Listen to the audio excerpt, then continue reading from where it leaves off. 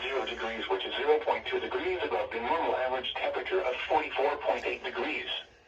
A total of 10.90 inches of precipitation fell, which is 1.01 inches above the normal amount of 9.89 inches. A total of 13.4 inches snow fell during the period, which is 1.0 inch above the normal amount of 12.4 inches. The deepest snow depth observed was 7 inches and occurred on March 12th, April 13th, and April 14th. There were 1,859 heating degree days, which is 34 below the normal amount of 1,893 days.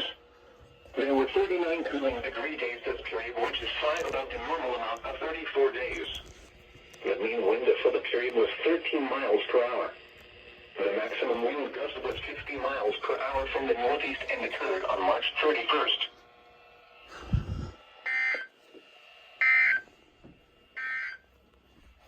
This is NOAA Weather Radio WX.